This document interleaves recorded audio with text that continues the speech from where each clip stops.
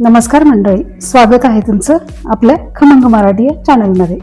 आज बनवूयात आपण खव्याच्या मस्त खमंग खरपूस पोळ्या, जे आपण तुपासोबत मस्त खाऊ शकतो। त्यासाठी 100 ग्रॅम खवा असेल त्याच मापाने आपण कणिक पण मळून घेतली। अगदी 3 ते 4 पोळ्या करणार आहोत आपण। ही कणिक आता आपण 15-20 मिनिट भिजत ठेवू। आता आपण गॅस पेटवून घेऊ आणि आता आपण खवा मस्त परतून घेऊ।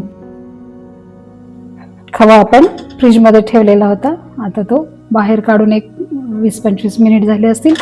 रूम टेम्परेचरला आलेला आहे। खमंग असा भाजून घेऊ। मंद आचेवर आपण हे असंच हलवत राहू। आपण आता लगेच या स्टेजला साखर टाकून घेऊ। आपला खवा 100 ग्रॅम आहे, तर आपण 4 चमचे साखर आपल्याला भरपूर होईल। बघा 1-2 मिनिट झालेत, साखर आपली मस्त विरघळून निघाली आहे। पण अजून आपण थोडंसं खमंगपणा येण्यासाठी 1-2-3 मिनिट हलवत राहू आणि ते थोडंसं मिश्रण आपल्याला नंतर थोडं घट्ट पण करून घ्यायचे। वेलची पूड थोडीशी टाकून घेऊ। आता हे आपलं मिश्रण घट्ट पण होत आले, म्हणजे रेडीच झालं म्हणायचं। आपण गॅस बंद करू, थंड करून घेऊ। थंड झालेलं आहे, आता आपण ते हाताने मस्त गोळे करून घेऊ। आपल्या 3च पोळ्याचं आपण प्रमाण केलेले, त्यामुळे अगदी 3च गोळे झालेत। पुरणाच्या उंड्यासारखं ते भरून घेऊ।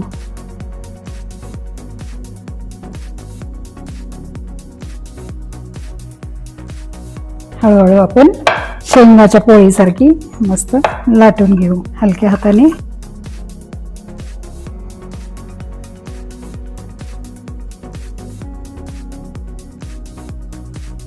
आपण आता पलटून घेतली, तूप सोडू अजून। दोन्ही बाजूने छान अशा तुपाने मस्त माखून घेऊ। गॅस आपण मीडियमच ठेवलाय आणि दोन्ही बाजूने मस्त अशी खरपूस भाजून घेऊ। मस्त दोन्हीकडून आपण खरपूस भाजून घेतली। आता आपण सर्विंग प्लेट मध्ये काढून घेऊ। चला तर मग अशा तऱ्हेने आपण मस्तपैकी खरपूस खमंग अशा खव्याच्या पोळ्या केलेल्या आहेत। तुम्ही पण ट्राय करा, कमेंट मध्ये मला नक्की सांगा। भेटूयात पुन्हा अशाच एक नवीन रेसिपीसह। तोपर्यंत मस्त रहा आणि चवीने खा। Thank you for your love and support.